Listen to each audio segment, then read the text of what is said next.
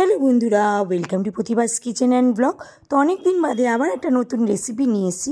আজকে করব হচ্ছে সন্ধ্যা বানতেই নতুনত্ব কোনো নাস্তা দরকার, খুব ঝামেলা মুক্ত। আজকে একটা সাউথ ইন্ডিয়ান স্টাইলের একটা নাস্তা করব। তো আজকে বানাবো পানিয়ারাম, তার সাথে থাকবে কোকোনাট আর পিনাটের চাটনি। তো প্রথমে দেখাবো চাটনিটা বানাতে আমার কী কী লাগছে। ধনে পাতা, নর্মাল ভাজা বাদাম, সেই বাদাম, নারকেলটা অনেক দিন ধরে ছিল বলে একটুখানি শুকিয়ে গেছে, অসুবিধা নেই। ঝাল অনুযায়ী লঙ্কা, আর নিয়েছি এখানে একটা টমেটো, টক হিসেবে নিচ্ছি লেবু, আদা, রসুন। এগুলো এখন একবারে সব কিছু পেস্ট করবো মিক্সির জারে। এই যে একটা মিক্সির জারে নিয়ে নিচ্ছি, এটা আমি সব কিছু একবারে পেস্ট করে নেব। পেস্ট হয়ে গেছে, এর মধ্যে এবার লেবু, নুন, চিনি একটু দিয়ে দেবো, তার মধ্যে একটুখানি সোমবার দিয়ে দেবো। একটা প্যানের মধ্যে অল্প একটুখানি সর্ষের তেল দিয়ে দিলাম। আমার ওই ছোট নেই, আমার এরকম বড়ই আছে। অল্প একটু দিলাম, মানে 2 চামচের মতন সর্ষের তেল দিলাম। ওটা গরম হয়ে গেলে ওর মধ্যে দিয়ে দেবো যে কারি পাতা আমি কুচিয়ে রেখে দিয়েছি। গরম হয়ে গেছে, একটা শুকনো লঙ্কা, কারি পাতা, অল্প একটু সর্ষে,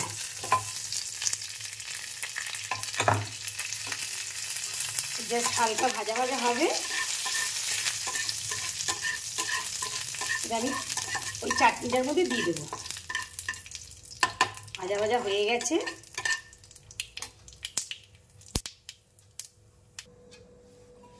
এবার আমি চাটনিটার মধ্যে দিয়ে দেবো।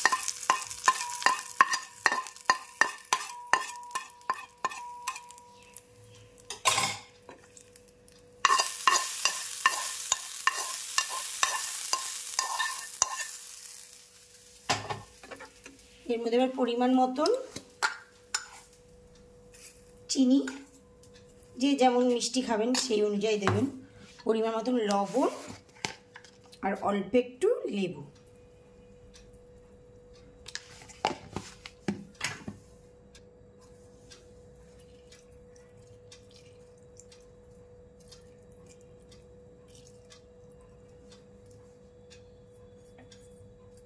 চাটনি বানানো রেডি। এটা যেমন তেমন যা ইচ্ছা দিয়ে খেতে পারবেন, দারুণ লাগে। টেস্ট করে দেখবেন নুন চিনি সব ঠিক আছে কিনা। এবার পানিয়ারামটা তৈরি করব। ভেজিটেবল হিসেবে নিয়েছি বাঁধাকপি, ক্যাপসিকাম, একটু পেঁয়াজ, একটু লঙ্কা, একটু রসুন, একটু আদা।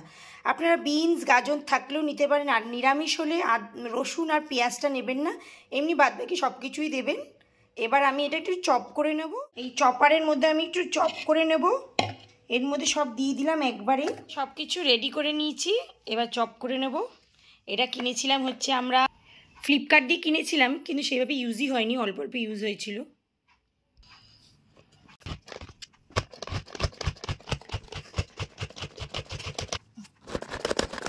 সুন্দর হয়ে গেল, খুব ইজিলি সেকেন্ডের মধ্যে হয়ে গেল।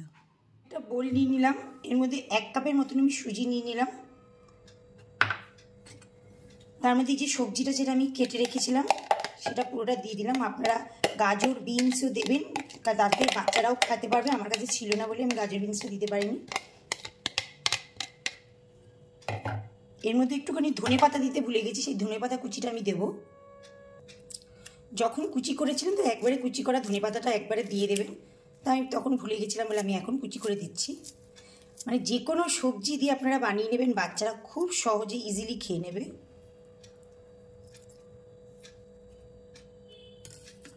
এর মধ্যে পরিমাণ মতন আমি লবণ দিয়ে দিচ্ছি, অল্প একটু বেকিং পাউডার দেব,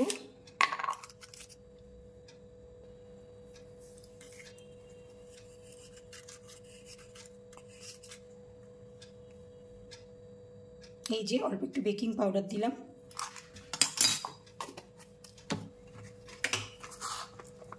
বেশ কিছুটা পরিমাণ কালো জিরে দিলাম,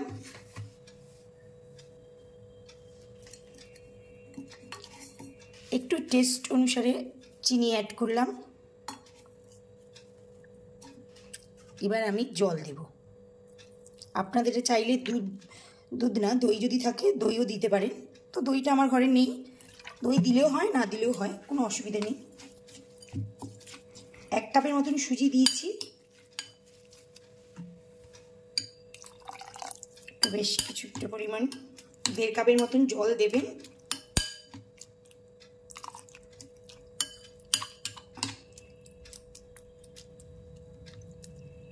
যে রেডি। আপনারা আরও ঝাল ঝাল খেতে চাইলে আরও ঝাল দিতে পারবেন। আমি এর মধ্যে অল্প একটুখানি লঙ্কার গুঁড়ো অ্যাড করছি,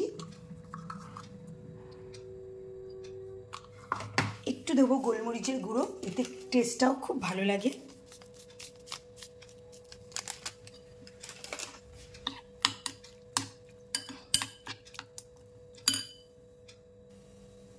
এবার দিয়ে দেবো স্পেশাল মশলা, এই একই জিনিস যে চাটনিতে দিয়েছি সেম জিনিস, সর্ষের তেলের মধ্যে কালো সর্ষে আর হচ্ছে কারি পাতা ফোড়ন দিয়ে এটার সাথে ভালো করে মিশিয়ে নেব। এটাই হবে আসল টেস্ট। এবার এটা আমি কিছুক্ষণ 10 থেকে 15 মিনিট, আর আপনাদের যদি সময় থাকে আধা ঘন্টাও ভিজিয়ে রাখবেন, তা আমি 10 থেকে 15 মিনিট আমি এটাকে ভিজিয়ে রেখে দেবো, কেননা ফুলে যায়, তাই এটা আমি কিছু 10 থেকে 15 মিনিট ভিজিয়ে রেখে দেবো, চাপা দিয়ে রেখে দেবো, সুজিটা একটু ফুলে যাক, তারপর আমি এটাকে বানাবো। পানিয়ারামের এই কড়াইটা আমি বসিয়ে দিলাম, প্যানটা একটুখানি অয়েল ব্রাশ করে নিচ্ছি, একদম অল্প তেলে এত সুন্দর হয়ে যায় না। আপনারা চাইলে এমনি তাওয়াতে ছোট্ট ছোট্ট করে দেবেন, এমনি ভাজা হয়ে যাবে। প্রত্যেকটার মধ্যে আমি একটু অয়েল ব্রাশ করে নিলাম। এবার দেখুন এটা কতটা টাইট হয়ে গেছে, সুজি সবসময় ফুলে যায়। এবার আমি একটু একটু করে দিয়ে দেবো, ধিমি আঁচে করবেন সবসময়।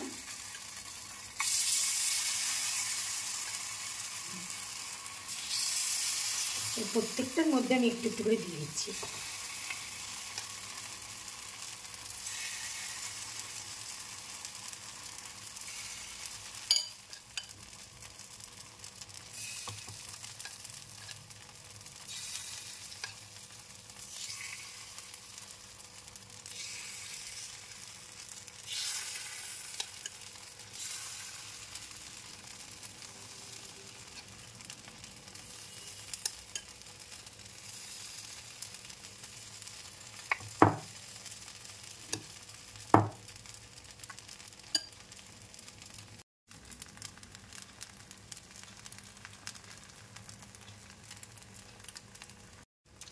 এবার আমি এটা চাপা দিয়ে দেবো, ধিমি আঁচে করব, চাপা দিয়ে দিয়ে পুরোটা আমি রেডি করব।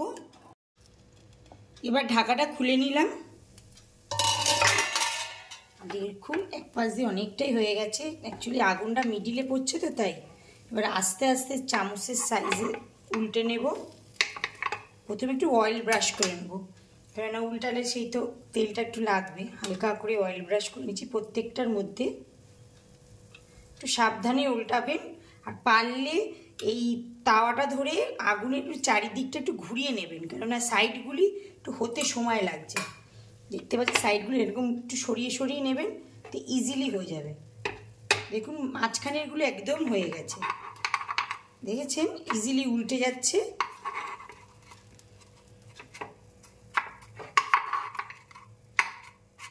এবার সাইডেরগুলো একটু হতে সময় লাগে, তো একটুখানি তাওয়াটা নিয়ে একটু সাইড করে নিচ্ছি আমি, এবং সাবধানে উল্টাবেন।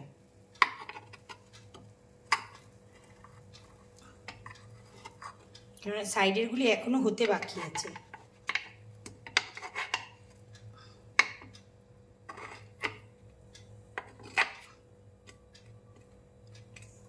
এরকম সাবধানে আমি প্রত্যেকটা উল্টে নেব, আমি সাইডটা দেখে দেখে।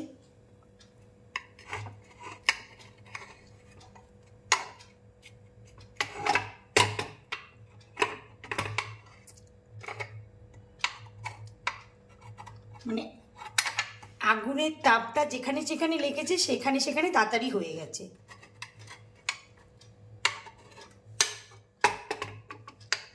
এগুলো আর একটু সময় লাগবে, কিন্তু মিডিলেরগুলি একদম হয়ে গেছে।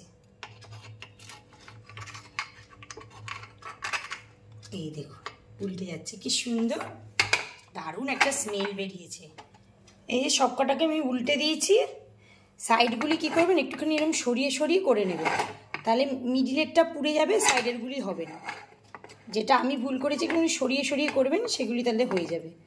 মোটামুটি রেডি হয়ে গেছে, আর কয়েক সেকেন্ড আমি একটুখানি করে নেব। ধিমি আঁচে করবেন সব সময়। এই সাইডগুলি একটু নাড়িয়ে চাড়িয়ে করে নিচ্ছি, কেননা মিডিলে তাপটা বেশি লাগছিল বলে মিডিলেরটা তাড়াতাড়ি হয়ে গেছিলো। সাইডে তো ওইভাবে তাপ লাগছিল না, তাই সাইডগুলি একটু সরিয়ে সরিয়ে করে নিয়েছি। দেখুন কি সুন্দর হয়ে গেছে। এরপরে গ্যাসটা বন্ধ করে নেব। বন্ধ করে কিছুক্ষণ চাপা দিয়ে রাখবো, গরমে গরমে নিচের পোর্শনটাও হয়ে যাবে। তো দেখতেই পাচ্ছেন এরকম সাইডগুলি আমি একটুখানি সরিয়ে সরিয়ে করে নিচ্ছি, যাতে প্রত্যেকটার মধ্যে তাপ লেগে যায়। তো খুব সুন্দর টেস্টও হয়েছিল। একবার এই প্রসেসে বাড়িতে বানিয়ে খেয়ে দেখবেন, দারুণ লেগেছিল। না তেল বেশি লেগেছে, না সময় বেশি লেগেছে, এইভাবেই হয়ে গেছিলো চাপা দিয়ে দিয়ে, মানে পুরো সিদ্ধ টাইপেরই খেতে লাগছিলো। খুব সুন্দর একটা টেস্ট লাগছিলো। মানে এই সব খাবার খেলে না গ্যাস, অম্বল, ভাজা পোড়া কিছু খেতে হবে না, খুব ইজিলি আপনারা বাড়িতে বানিয়ে নিতে পারবেন। রেডি হয়ে গেছে, দেখতেই পাচ্ছেন একদম রেডি।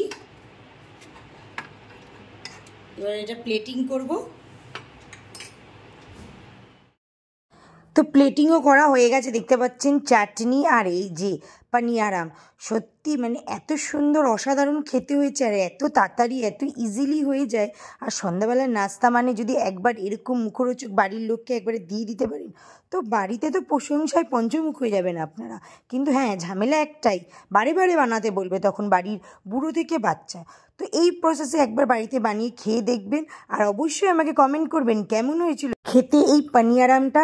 আর অবশ্যই আপনারা কোথা থেকে ভিডিওটা দেখছেন, আপনাদের আমাকে ধন্যবাদ জানাতে হবে। তো এইভাবে আপনারা আমার পাশে থাকবেন, ভালো থাকবেন, সুস্থ থাকবেন, সবাইকে ভালো রাখবেন। টাটা, নমস্কার।